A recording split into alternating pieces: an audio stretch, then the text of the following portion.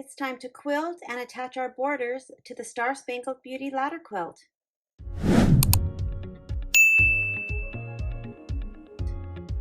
For the entire quilt, I have been using the block by block method for each individual block, and that is where you cut the background fabric larger. You would do your background quilting and your design, and then trim the block to size. The directions for the borders are similar.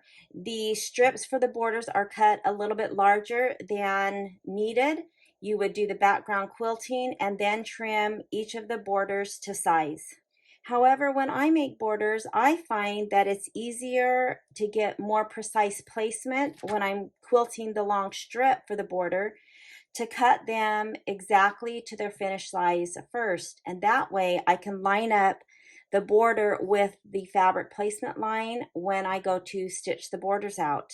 For the border fabric, I have backed both pieces with fusible interfacing, and I've used Best Press to make sure that this is a nice, crisp piece of fabric. So that will be easier when I'm placing the border strips, especially since they are cut to size. This piece will be used for the top and the bottom. I haven't cut them to their exact size yet, but I find it easier to get one large piece and back with fusible interfacing and get it nice and crisp, and then cut these exactly to size. And the same with the side pieces. Now with the side, it's just a width of fabric, which means selvage to selvage. These finished sizes will be 1.5 inches. So I will cut 3 strips, 1.5 inch, and one of those strips I'm going to cut in half and sew to the remaining strips. So I will end up with 2 strips with one full length with the fabric, and then the bottom will have a half of a length sewn to the bottom. So I will have one long strip long enough for the side of my quilt, because of course a width of fabric is about 40 inches and our sides of our quilt are 54 inches. So I need to add extra length. Now the finished size for the top and bottom border will be 3.5 inches. So I will cut this piece, which is 23 inches. I think I actually cut mine a little bit longer, 24 inches. And I will cut this into 2 3.5 inch strips, and that's exactly the finished size that I need. These 4 pieces will be for the ties to tie the quilt, and I will set these aside. These do not have any backing, and I will set these aside and work on these when I'm ready to do the binding. So let's get started on doing our borders. For the side borders, I will open the folder where I keep all of my files and then go to the quilting bundle, and I am looking for the Patriotic 5 border. Now the directions in the book call for a border with the words, and there were several to choose from. Land That I Love, America, Home Sweet Home, several to choose from that you could put together or just repeat for the border. However, I've mentioned so many times that I love the floral, and the top scallop and bottom scallop border will be the floral. And so I am choosing to do the sides with the floral as well, just because I love it. So I will open that folder, and I need to bring in the files for the border. Now with the border, there are several sizes. There's the 1.5 inch we used for the flag. There's a 1 inch and a 2 inch. And this border takes the 1 inch. The side borders take the 1 inch. And so I am going to choose a 1 inch by 14 inch and drag and drop that into my hoop. And the reason I'm choosing the 14 inch is so that I don't have to hoop as many times. I'll still have to hoop this, I think, 4 times to get the length I need. And so if you have a smaller hoop, then you will just do the same thing that I will be showing. You will just do it more times. Now I have 2 borders that I'm making, and so I will do both in the same hooping, and I am going to color sort them so that they run at the same time. However, there's one change that I need to make. So with the border quilting, we still have the 5 steps. There's only one slight difference. So the steps are the placement for the batting, the tack down of the batting, the placement for the fabric, the tack down of the fabric, and then the quilting. Now the only difference in a border versus just a regular block is that the tack down only runs along the sides. It does not run top and at the bottom, only down the 2 sides. And that's because we have to hoop this over and over to make a long border, and you wouldn't want any sort of stitching in the middle of that border. So with that being said, I am going to delete one step, and that is going to be the tack down of the batting. I will cut my batting to size, which is 1 inch. And so again, like I've done with this whole quilt, the tack down for the batting won't do anything. So I have selected that second step, and I'm going to hit delete on my keyboard. Now with borders, I always run the placement for the fabric, and that is because I need to know where to place my fabric exactly. Because we have multiple hoopings and I've cut my border fabric exactly to size, you'll note that this placement is 1.5 inches, and that's what I cut my strips for the border. So when this stitches out, this gives me the guideline to exactly place my fabric, and that's important for borders. So I am ready to make a copy because I want to do 2, and so I will select and Command C and Command V to paste. I'm on a Mac. You can just copy and paste. I'll use my arrow key to move it over. I want these directly lined up. I don't want to just move them with my trackpad or my mouse, because these will just barely fit into my hoop, and so they can't be, one a little bit higher or it won't fit. Now, because the fabric is cut exactly to size, they don't need to be far apart. So I'm going to move them a little bit closer. And I have the 2 that I'm going to run at the same time. And again, I will run these multiple times to quilt my entire strip. If we go to the stitch simulator, you can see that as of now, it would run 1 border before starting the next. And of course, that you can do that. You don't have to color sort and have these run at the same time. You don't even have to do 2 borders in the same hooping. You could just do 1, and that's completely fine. But I am going to color sort. I'm going to come up to Utility and Color Sort. It's been changed by 3 color changes or 3 stops, and I always select a new view. I have 1 design, and now I have 3 steps, and you'll know that that's different than our original design. If we look back at the original, each of the quilting had 4 steps. We deleted that second step, and so there in these 4 steps are 2 of the default blue colors together. So when I color sorted, those merged together, and that's great for the borders. That's just what I want. So if we look at that first step, it joined the placement for the batting and the placement for the fabric, and that just saves me, a step. And so I will place my batting and my fabric at the same time, and so those 2 joining is great. Then of course it has the tack down of the fabric and then the quilting. So this is what I want this file to be. So I am going to come up to File, Save Stitch File As, and I'll name my design.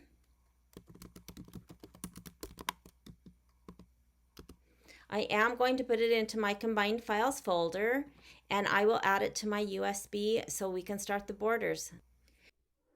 I need to start with the thinner borders. I've cut them down to 1.5 inch, which is the finished size. So here is my 2 strips for my 2 borders. This is the full with the fabric piece, and then I have seamed the third piece that I cut in half to the bottom of both of the width of fabric. So I have 2 long pieces. These will be much longer than we need, and so I don't need to quilt the entire strip all the way to the end, but I do need to quilt at least 54 inches, 56 inches. So let's go see how we're going to do that. I will go to Embroidery and to my USB and to my Combined Files folder, and I am going to find the side borders, and I will hit set. Now I have my 9 by 14 inch hoop on my machine and in the settings, and you'll notice that I have a lot of space on both sides, and so I can't move it up and down because it's already filling the hoop, but I can move this to the right. So I am going to go to Embroidery, to Layout and Move. I could move it to the left just as easily, but if I move this all the way to the right, all of this stabilizer to the left, I will be able to save and use in one of my smaller hoops, and I'll show that after we get done running this placement lines.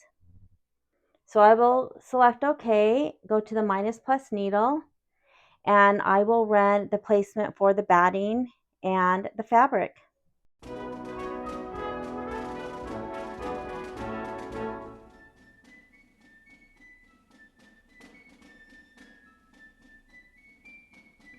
Here are the two placements for the first of our borders, and I just wanted to note that all of this extra stabilizer, when I cut these borders and do the next hooping, I will leave this attached to my muslin that's down on this big long strip. So by the time I'm done hooping 4 sets of these borders, I will have a long strip that will fit into another smaller hoop. So this will not go to waste. For the batting, I am using up some scraps that I had. So I just have a couple of pieces together. I've just zigzagged them. You don't have to put them together, but I just wanted to have one long strip. So I have 2 that are long enough plus some for my border. So the first thing I'm going to do is spray the batting and then place it right in this inside rectangle. I will line it up to the left. This is the top of my hoop, and so I always want to start at the top. So I will place this, and the rest of the strip will be hanging off the bottom of the hoop.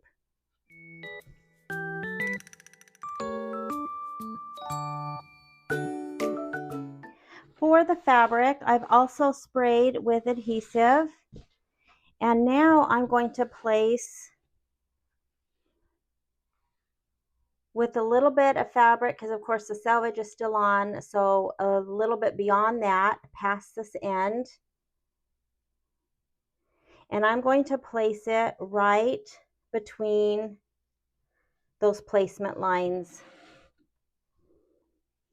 And I will do the same for the second, extend it beyond that edge, and then put this right between those outer placement lines. And that's why I cut my fabric exactly to size, so I can get better placement. Here is a close-up. You can see the placement on this side, and you can see the placement on this side. So we've placed that fabric right in the middle. I am going to tape these down to hold them secure while we are doing the quilting.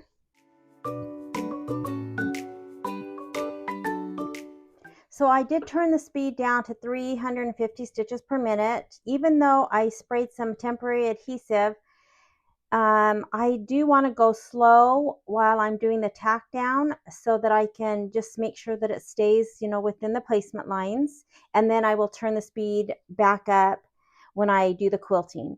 The other thing that I'm going to do different is use a different color of thread.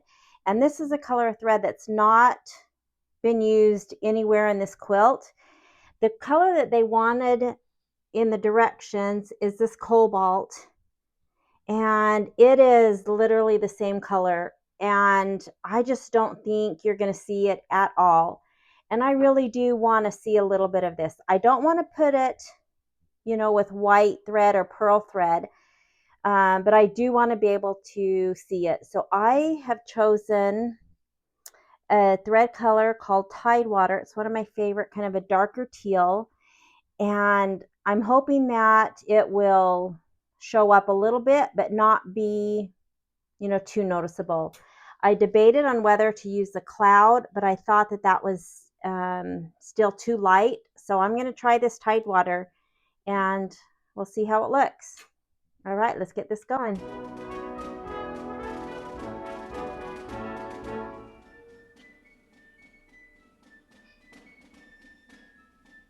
So here's a look at that Tidewater thread, and you can see it, but it's not, super noticeable like that cloud or maybe the pearl would be. So I'm gonna go for it. So let's increase the speed and start the quilting.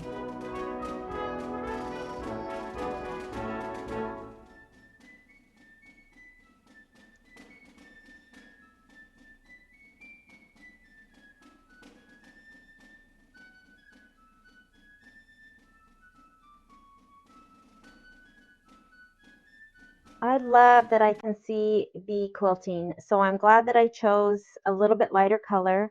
Now, there's always an option to do the sea green, which is a color we've used on the quilt. It's a little bit brighter, not really a whole bunch. Here is my Tidewater, and there is the sea green that we've used on the quilt. So I think that it wouldn't, look too much different. All right, so let's go take these out and I'll show you how we're going to rehoop to do our next piece of the border. So I'm going to take this out of the hoop, and what I'm going to do is cut right along this border so that I can save again this big piece of stabilizer. I won't cut right next to it, just, loosely.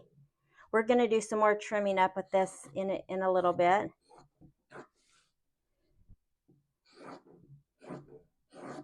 Now I'm not going to cut this piece off of the strip. I'm just going to leave this attached for now. I am going to trim this off, and then we will rehoop that in just a minute. So what I'm going to do for now is, again, not cut the final cut. I'm just going to separate these two. I am going to cut a little bit of this off just to get it out of the way.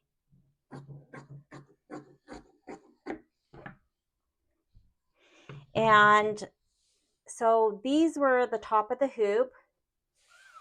It's come down, and this is the next piece that we're going to quilt. So I am, with this piece, I'm going to fold my stabilizer back, and I'm just going to cut where this ends, just making sure not to cut the batting or the fabric.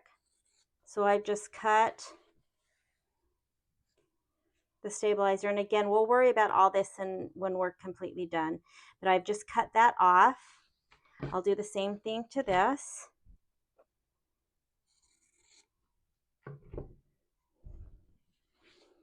So now I am going to rehoop, and we'll start the second hooping.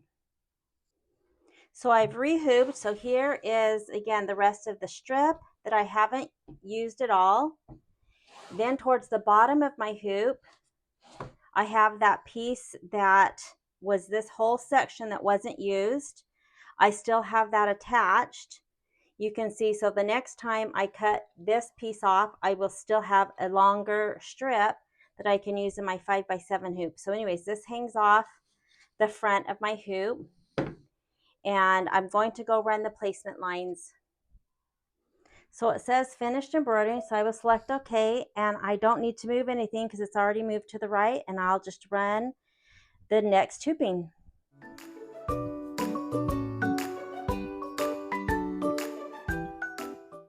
So I have the placement for the batting and the fabric, and I'm ready to align my strip to do the second hooping.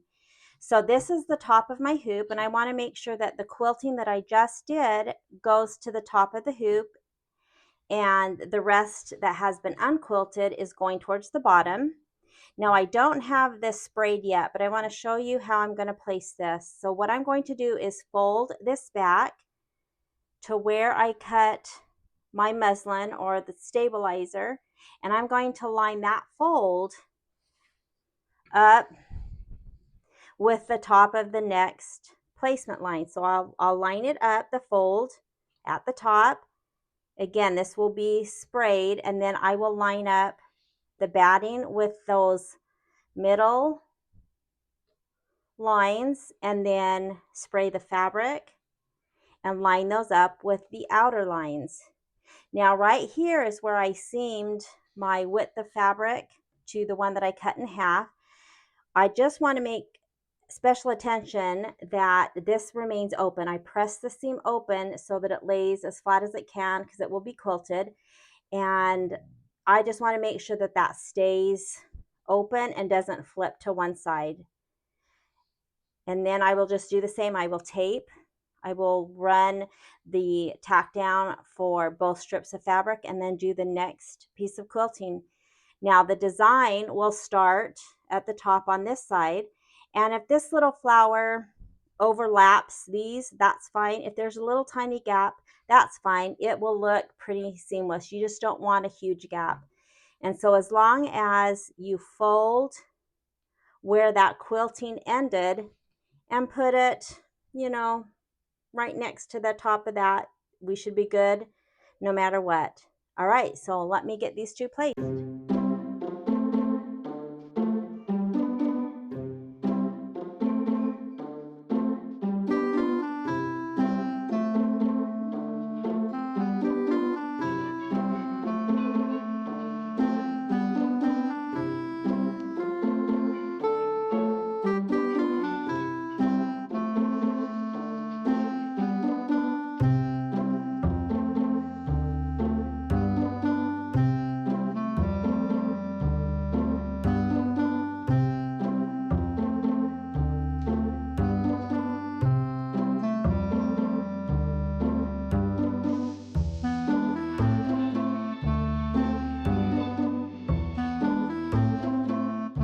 So here is the second hooping, and if you look at this,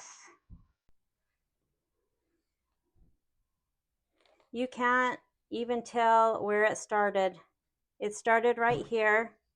That's where the two, and look how great it looks. It just looks seamless. I just love Kimberbell's borders.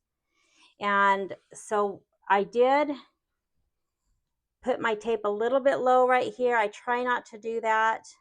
I'll get this out, and then we'll do the exact same thing for the next couple of hoopings. I will put my stabilizer, and here you can see is this long piece that I saved. So here is that piece that was extra in the hoop that I can now save, and I've still got the whole thing attached. I just cut the two out that I did right here. So now I will go ahead and hoop this again and leave this piece, so I'll have a strip for a smaller hoop. All right, so I'm going to do the exact same thing. I'll run the placement lines. I've cut that right next to where it ends. I'll fold that back and place it and do two more groups until my border is done. You'll notice on this one, and I'm not sure, I haven't measured, I don't know if I'll need all this, but if I do, you can see my batting ends here. I will just go get another piece, and this time I won't sew it together. I'll just piece it, and if I need that, I'll show you that you don't have to piece your batting together. You could just place, you know, the next piece down. This one I think is this one's longer than the strip. So let me start the third hooping.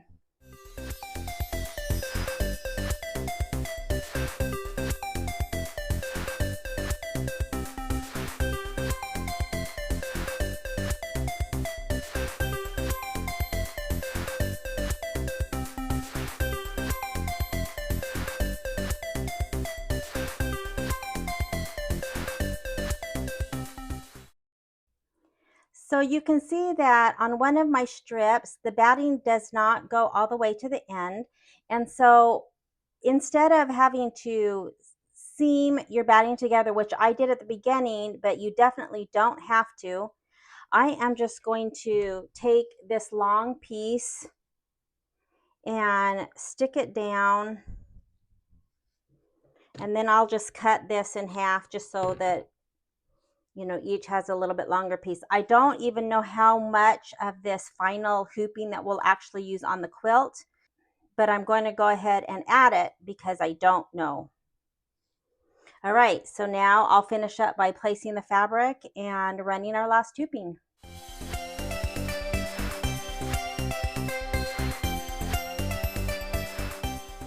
Here are the side borders with our 4 hoopings, and you can see that the 4 hoopings left a little bit, probably about 8 inches of unfinished or unquilted fabric, and that's fine. I don't even think we'll use this entire 4th hooping. So right now I'm going to leave these as is. I'm not going to trim these down yet. We're going to get started on the scallop border. And then once the scallop border is done, we will put the borders on our quilt.